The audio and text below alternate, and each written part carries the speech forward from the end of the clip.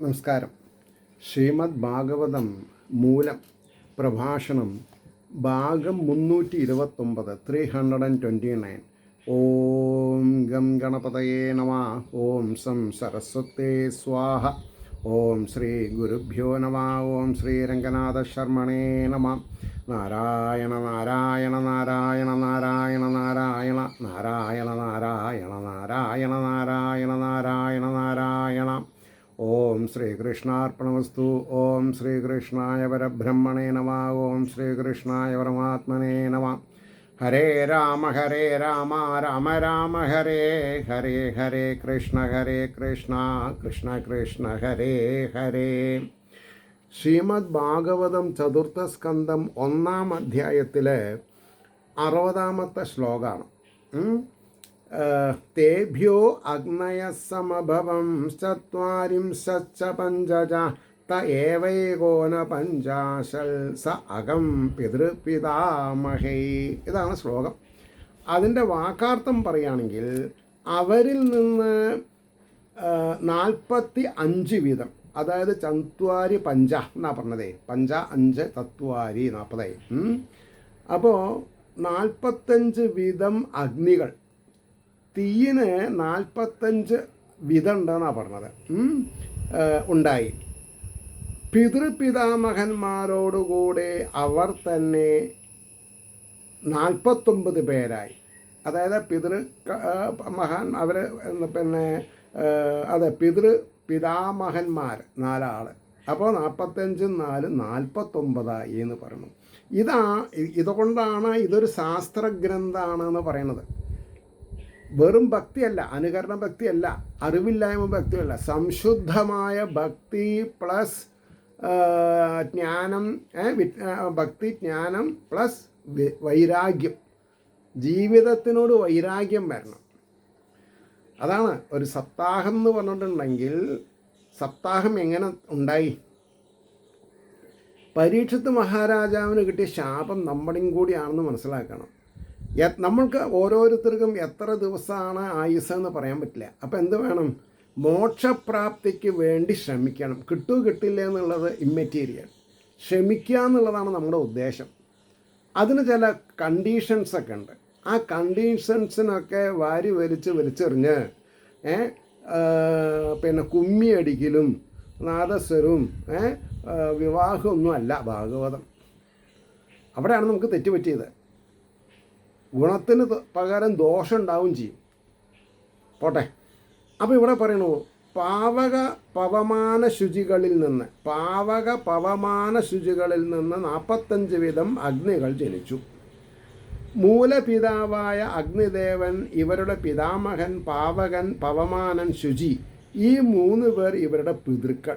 ഇങ്ങനെ ആകെ 45 4 49 പേർ സ്വാഹാവംശജരായി. സ്വാഹാവംശജര, അഗ്നിയുടെ കൺസോർട്ടാണ് ആരെ? സ്വാഹ ഇല്ലാതെ കൊണ്ട് ഒന്നുമില്ല.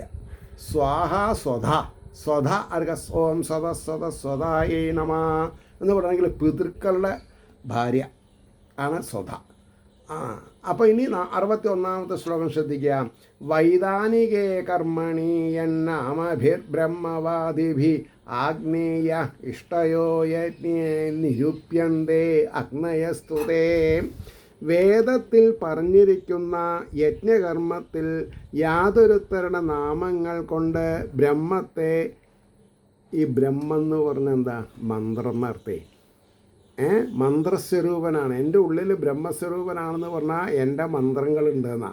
മന്ത്രങ്ങളെ കൊണ്ട് വേണം ആരേനെ ഉണർത്താൻ, പിന്നെ മായയെ തുരത്തി സ്വതസിദ്ധമായ ആത്മാവിൻ്റെ പ്രഭാവം മനസ്സിലാക്കാൻ. അപ്പോൾ അഗ്നികളാകുന്ന, അതായത് മന്ത്രത്തെ ഉച്ചരിക്കുന്നവരാൽ അഗ്നികളാകുന്ന ദേവതകളോടുകൂടിയ ഇഷ്ടികൾ എന്ന് പറഞ്ഞാൽ യജ്ഞങ്ങളെ, യാഗങ്ങളെ ചെയ്യപ്പെടുന്നു. അവർ അഗ്നികളാകുന്നു എന്ന് പറഞ്ഞു. ഇനിയാണ് അതിൻ്റെ ഭാവാർത്ഥം പറയണത്. അതെങ്ങനെയാണ്? ഇവരെല്ലാവരും ലൗകികാഗ്നികളല്ല, ആധ്യാത്മിക അഗ്നികളാണ്. ചെരുപ്പിട്ടിട്ട് വിളക്ക് കൊളുത്തരുത്, വിളക്ക് പിടിക്കരുത്. പെട്രോമാക്സിൻ്റെ കാര്യമല്ല പറഞ്ഞത്, എണ്ണ ഒഴിച്ച് കത്തിക്കണതല്ല ഒന്നും. അതാണ് അടിസ്ഥാനം. അപ്പോൾ ഇവരെല്ലാവരും ലൗകിക അഗ്നികളല്ല. പിന്നെയോ സ്രൗതസ്മാർത്ഥ കർമ്മങ്ങളിൽ ഉപയോഗിക്കുന്ന മന്ത്രാഗ്നികളാകുന്നു എന്ന് കാണിക്കുന്നു. വേദത്താൽ കർമ്മകാണ്ഡത്തിൽ പ്രതിപാദിച്ചിരിക്കുന്ന യജ്ഞരൂപമായ കർമ്മത്തിൽ യാതൊരു അഗ്നിദേവതകളുടെ നാമങ്ങളെ കർമ്മകാണ്ഡ നിപുണന്മാരായ ആചാര്യന്മാരെ പറ്റിയിട്ട് ഇവിടെ വിസ്തരിക്കുന്നുണ്ടായി.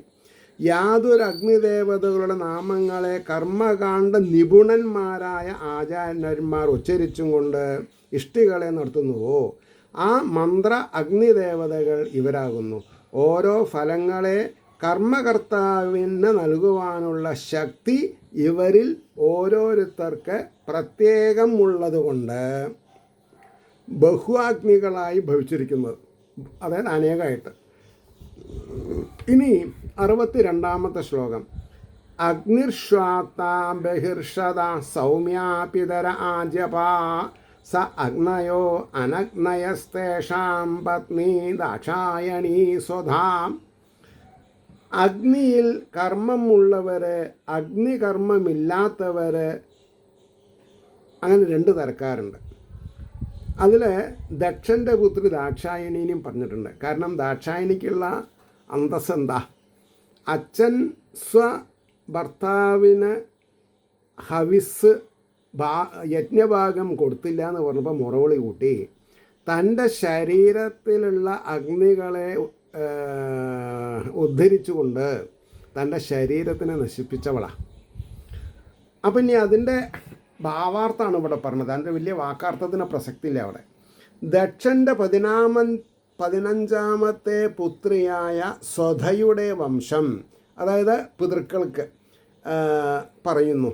സ്വധ പിതൃക്കളുടെ പത്നിയാകുന്നു. അപ്പം ഈ കാലത്ത് കുളിച്ച് പൂർവീകന്മാർക്ക് ശുദ്ധ ജലോദകം കൊടുക്കുമ്പോൾ ഓം സ്വതായ നമ എന്ന് പറഞ്ഞാൽ സ്വതയ്ക്ക് വെള്ളം കൊടുക്കണം. എന്നാൽ അത് പിതൃക്കൾക്ക് കിട്ടും, പിതൃക്കൾ സന്തോഷിക്കും. പറഞ്ഞ മനസ്സിലായില്ലേ? അപ്പോൾ 4 സംഘക്കാരാകുന്നു. അഗ്നിശ്വാത്തന്മാർ, ബർഹിഷത്തുകൾ, സൗമ്യന്മാർ, ആജപന്മാർ എന്നാണ് സംഘനാമങ്ങൾ. ഇവരിൽ ചിലർക്ക് അഗ്നിയിൽ കർമ്മമുണ്ട്, ചിലർക്കില്ല. അഗ്നികർമ്മമുള്ളവരെ അഗ്നികൾ എന്നും ഇല്ലാത്തവരെ അനഗ്നികൾ എന്നും വേർതിരിച്ചിട്ടുണ്ട്. അനഗ്നികൾ, മറ്റവർ അഗ്നികൾ വേർതിരിച്ചിട്ടുണ്ട്. അഗ്നിയിൽ പചിച്ചതായ പുരോടാംശം, പചിക്കുക എന്ന് പറഞ്ഞാൽ ഹോമിക്കപ്പെട്ടതായ പുരോടാംശം മുതലായതിനെ സ്വീകരിക്കുന്ന പിതൃക്കൾക്ക് അഗ്നിശ്വാത്തന്മാർ എന്ന് പേര്. ദൈത്യന്മാർ, ദാനവന്മാർ, യക്ഷന്മാർ ഇവരുടെ പിതൃക്കൾക്ക് ബർഹിഷത്തുകൾ എന്ന് പേര്. അഗ്നിഷ്ടോമാദി കർമ്മദേവതകൾക്ക് സോമപന്മാർ, അവർ കുറേ കൂടി മുന്തിയവരാണ് എന്ന് പേർ. ദർശപൗർണമാസാദി കർമ്മദേവതകൾക്ക് ആജ്യപന്മാർ എന്ന് പേർ. ഇങ്ങനെയാണ് 4 സംഘം. ഇവരുടെ എല്ലാ പേരുടെയും കൂടിയ ഏക പത്നിയാണ് സ്വധ. ഇനി പറയണു, അവിടെ എനിക്ക് ചെറുതായിട്ടൊരു മിസ്റ്റേക്ക് ഉണ്ടോ തോന്നുന്നു. ഈ സ്വധ പിതൃക്കളുടെയാണ്, സ്വാഹയാണ് ആരുടെ? അഗ്നിയുടെ. അപ്പം ഇവിടെ ഈ സ്വധ എന്നുള്ളത് എനിക്ക് തോന്നുന്നത് സ്വാഹ എന്നാവും. അത് വിവരമുള്ളവരോട് ചോദിക്കുക. ഇനി 63-ാമത്തെ ശ്ലോകം. തേഭ്യോ ദധാര കന്യേ ദ്വേ വയുനാം ധാരിണീം സ്വധ ഉഭേദേ ബ്രഹ്മവാദിന്യോ ജ്ഞാനവിജ്ഞാനപാരക. സ്വധ അവിടെ വന്നിട്ടുണ്ട്. അവരിൽ നിന്ന് സ്വധ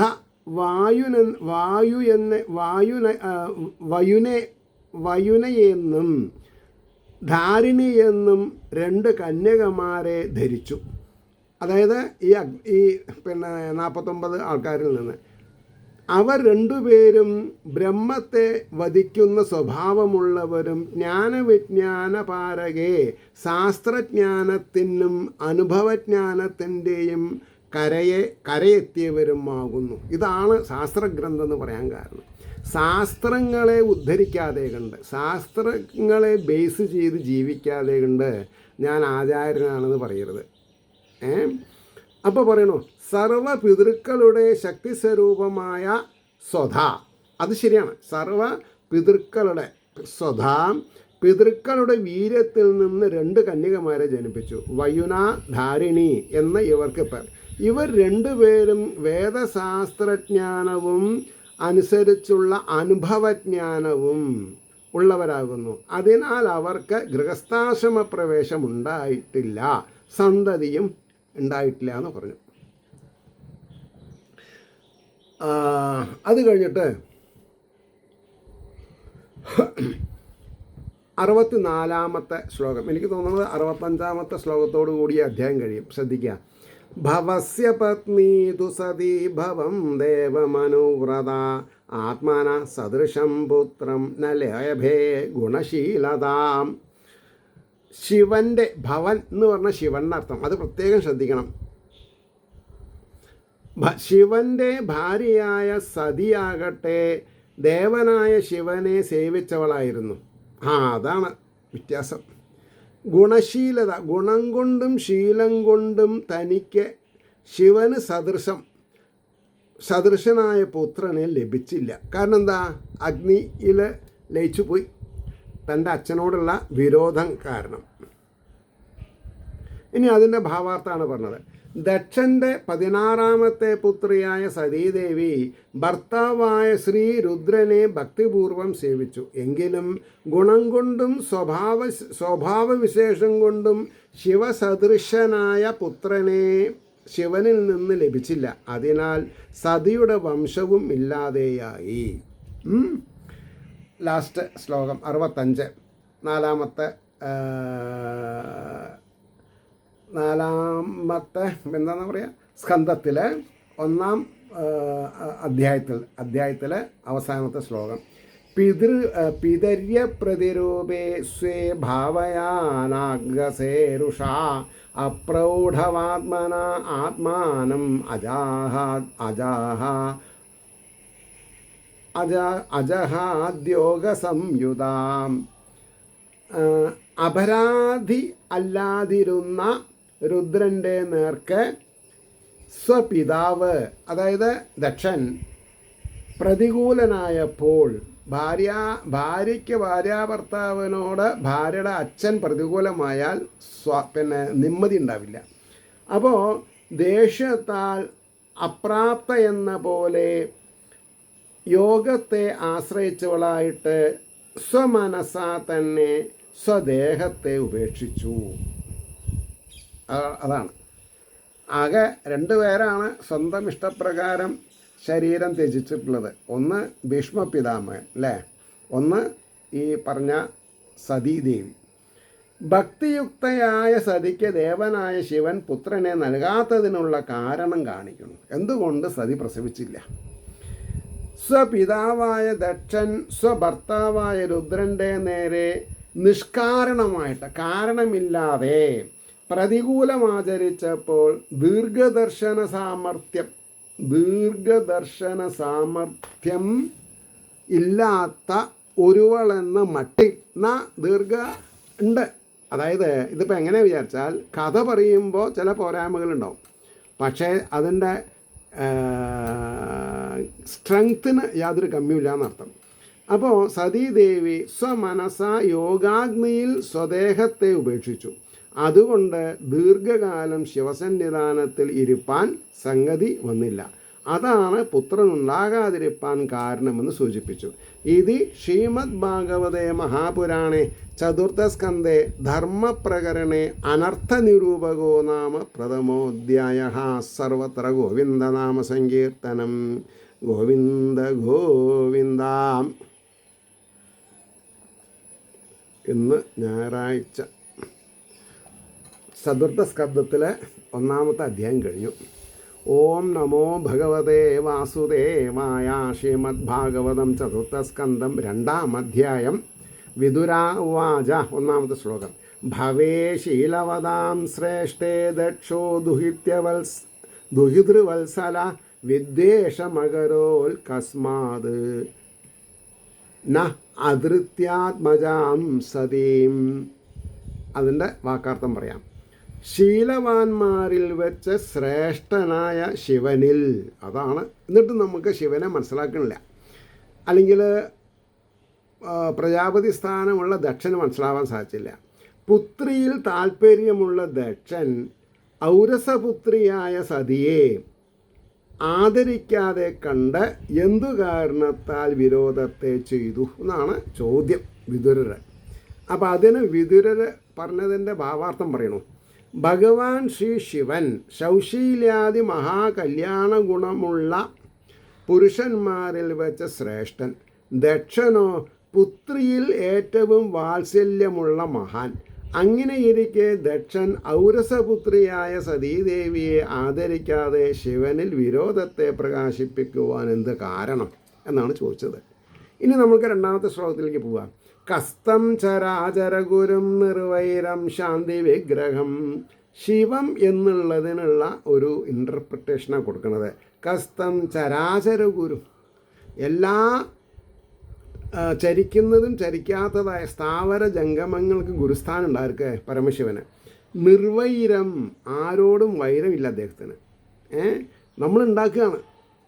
എന്നിട്ടോ ശാന്തവിഗ്രഹം, മംഗളസ്വരൂപനാണ്, അതറിയണില്ല. ആത്മാരാമം ഖതം ദേഷ്ടി ജഗതോ ദേവതം മഹത്.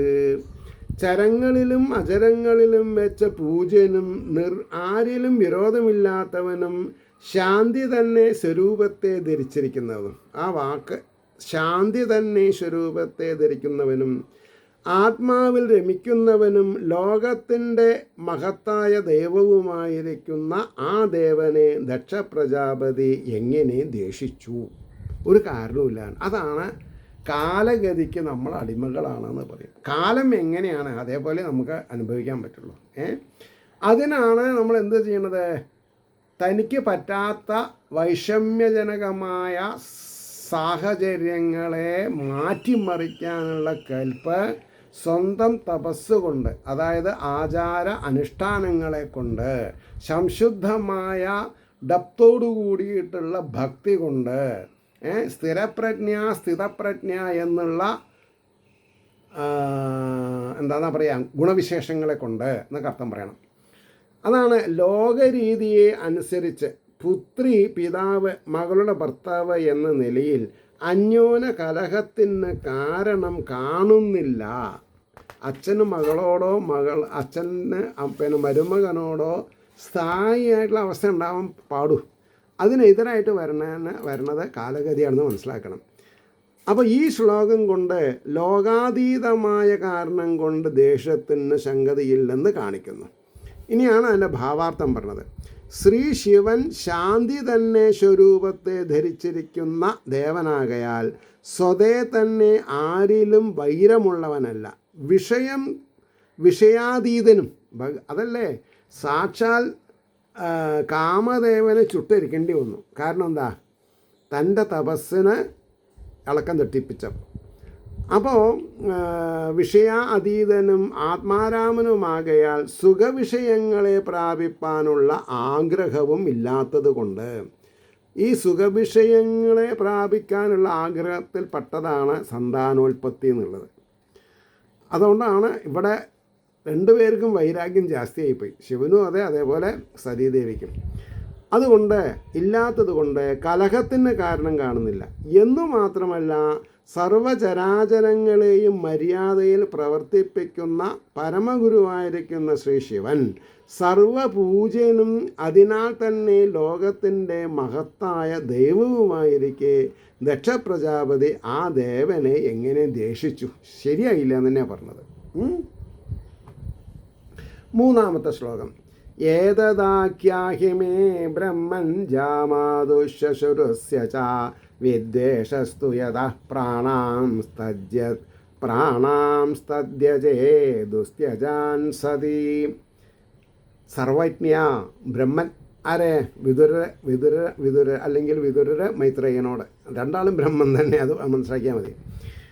പുത്രിയുടെ ഭർത്താവിനും ഭാര്യയുടെ പിതാവിനും തമ്മിൽ മത്സരമാവട്ടെ, ഇതിനെ എന്നോട് അരുളി ചെയ്യണം.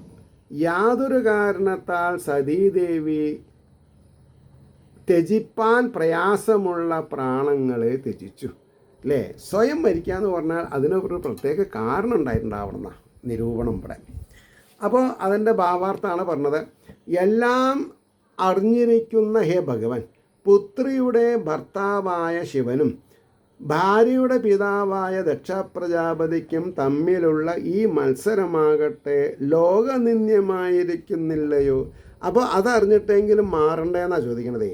അതുമാത്രമല്ല, വൈരം സാമാന്യമായതുമല്ല, അതികഠോരം. എന്തുകൊണ്ടെന്നാൽ സർവോപരി ആയിട്ട് സകലരും സ്നേഹിക്കുന്ന പ്രാണനെ പരമപതിവ്രതയും പൂജ്യയുമായ സതീദേവി അതു നിമിത്തമല്ലയോ ഉപേക്ഷിച്ചത്? അതുകൊണ്ട് മത്സരത്തിന് കാരണമെന്താണെന്ന് അങ്ങ് അരുളി ചെയ്യണം. അപ്പോഴാണ് ഈ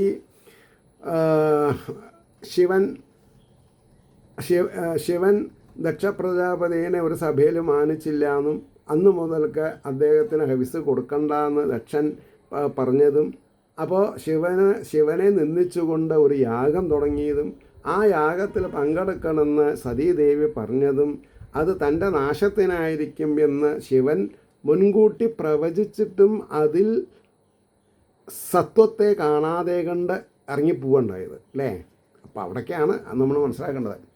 അപ്പോൾ മൈത്രേയ വാച, മൈത്രേയൻ എന്തു പറഞ്ഞു? 4-ാമത്തെ ശ്ലോകത്തിൽ പുരാ വിശ്വസൃജാം സത്രേ സമേതാ പരമർഷയാ തഥാ അമരഗണാ സർവേ സ അനുഗാ മുനയോ അഗ്നയ. പണ്ട് പ്രജാപതികളുടെ സത്രത്തിൽ മുഖ്യന്മാരായ ഋഷികളും അപ്രകാരം ദേവസമൂഹങ്ങളും അനുഗാമികളോടുകൂടിയ മുനികളും അഗ്നികളും സകലരും ഒന്നിച്ചു ചേർന്നിരുന്നു. ഒരു പ്രിയാമ്പിള് പറയാണ്. അതിൻ്റെ ശേഷമാണ് ഇനി അതിൻ്റെ ഭാവാർത്ഥം പറഞ്ഞത്. മൈത്രേയൻ വിതുരരോട് പറഞ്ഞു. വിദ്വേഷത്തിൻ്റെ കാരണം പറവാൻ ഭാവിക്കുന്ന മൈത്രേയർ ആദ്യം അതിൻ്റെ പ്രസ്താവത്തെ പറയുന്നു.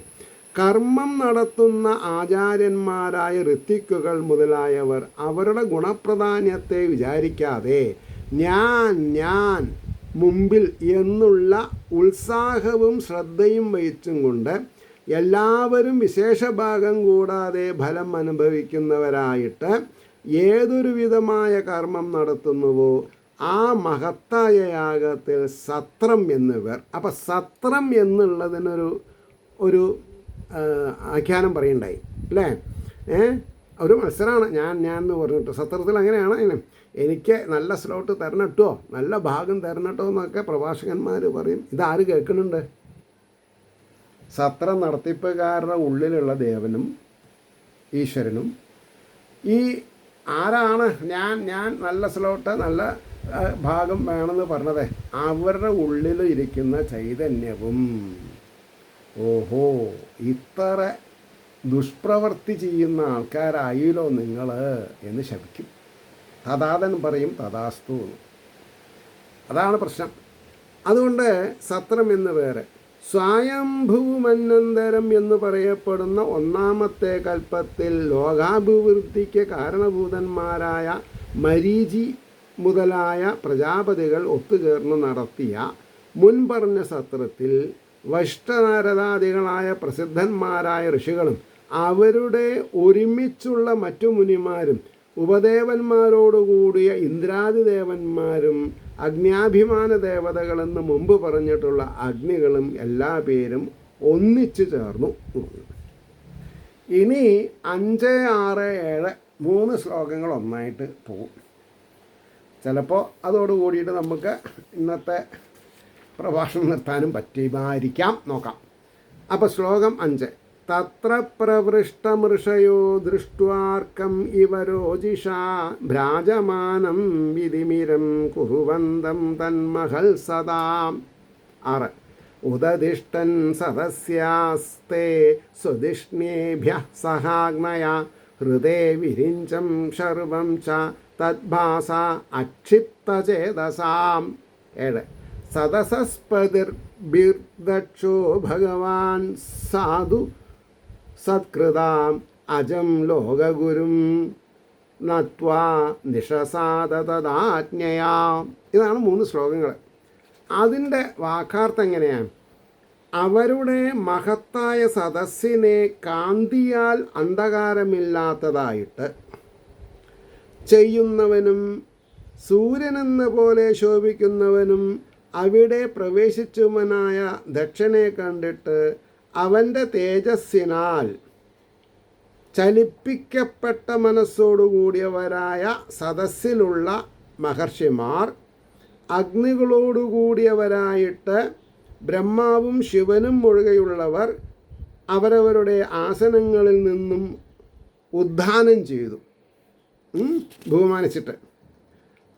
ഐശ്വര്യനിധിയായ ദക്ഷൻ സദസ്സിലെ മുഖ്യന്മാരാൽ വേണ്ട വിധം സൽക്കരിക്കപ്പെട്ടവനായിട്ട് ലോകങ്ങളുടെ ഗുരുവായ ബ്രഹ്മാവിനെ നമസ്കരിച്ചിട്ട് ബ്രഹ്മാജ്ഞയോടുകൂടെ ഇരുന്നു. അതായത് ദക്ഷനെ വണങ്ങിയില്ല എന്നർത്ഥം. ഇനി അതിൻ്റെ ഭാവാർത്ഥം പറയാം. ആ സദസ്സിൽ ബ്രഹ്മപുത്രനായ ദക്ഷ പ്രജാപതി പ്രവേശിച്ചു. അദ്ദേഹത്തിൻ്റെ കാന്തിവിശേഷം ആ സദസ്സിനെ സൂര്യതേജസ് ദിക്കുകളെ എന്ന പോലെ ഉജ്ജ്വലിപ്പിച്ചു. സദസ്സിലുള്ളവരിൽ ബ്രഹ്മാവും ശ്രീ ശിവനും ഒഴികെയുള്ള മറ്റുള്ളവരുടെ മനസ്സുകൾ ദക്ഷകാന്തിയാൽ ചലിപ്പിക്കപ്പെട്ടപ്പോൾ, അതാണ് എന്തുകൊണ്ടാണ് മനസ്സുകൾ ദക്ഷകാന്തിയാൽ ചലിപ്പിക്കപ്പെട്ടപ്പോൾ അവരെല്ലാവരും അജ്ഞാഭിമാനികളായ ദേവന്മാരും അവരവരുടെ ഇരിപ്പിടങ്ങളിൽ നിന്ന് ഒന്നായി എഴുന്നേറ്റ് നിന്നു. ഐശ്വര്യനിധിയായ ദക്ഷനാകട്ടെ സദസ്സിലുള്ളവരാൽ വേണ്ടതുപോലെ സൽക്കരിക്കപ്പെട്ട ഉടനെ ലോകനാഥനായ ബ്രഹ്മാവിനെ നമസ്കരിച്ച് ബ്രഹ്മാജ്ഞപ്രകാരം ഉചിതമായ ആസനത്തിൽ ഇരുന്നു. നമുക്ക് പ്രൊസീഡ് ചെയ്യാം. സത്യം പ്രൊസീഡ് ചെയ്യണമെന്ന ശിവൻ പറഞ്ഞതേ. മണി അടിച്ചത് നിങ്ങൾ കേട്ടിട്ടുണ്ടാവും. അപ്പോൾ 8ാമത്തെ ശ്ലോകം. പ്രാഗ്നിഷണ്ണം മൃഡം ദൃഷ്ട്വാ നാമൃഷ്യത്തദനാദൃതാ ഉവാച വാമം ചക്ഷുർഭ്യാം അഭിവീക്ഷ്യ ദഹന്യവാം. മുമ്പ് തന്നെ ഇരിക്കുന്ന ശിവനെ കണ്ടിട്ട് അദ്ദേഹത്താൽ ആദരിക്കപ്പെടാത്തവനായിട്ട്, അങ്ങനെ വരാൻ പാടില്ല, ആദരിക്കപ്പെടേണ്ടതായിരുന്നു, സഹിച്ചില്ല. നേത്രങ്ങളാൽ വക്രമാക്കും വണ്ണം 4 ഭാഗത്തും നോക്കിയിട്ട് ദഹിപ്പിക്കുന്നവനോ എന്ന് തോന്നുമാറ് പറഞ്ഞു. ആര് പറഞ്ഞു? അതിനി വരാൻ പോണുള്ളൂ. ഇനി അതിൻ്റെ ഇപ്പോൾ പറഞ്ഞതിൻ്റെ ഭാവാർത്ഥം പറയാണ്. തൻ്റെ വരവിന് മുമ്പായിരിക്കുന്ന നിലയിൽ തന്നെ ശിവനിരിക്കുന്നു. അതായത് സതീദേവി വരുമ്പോൾ,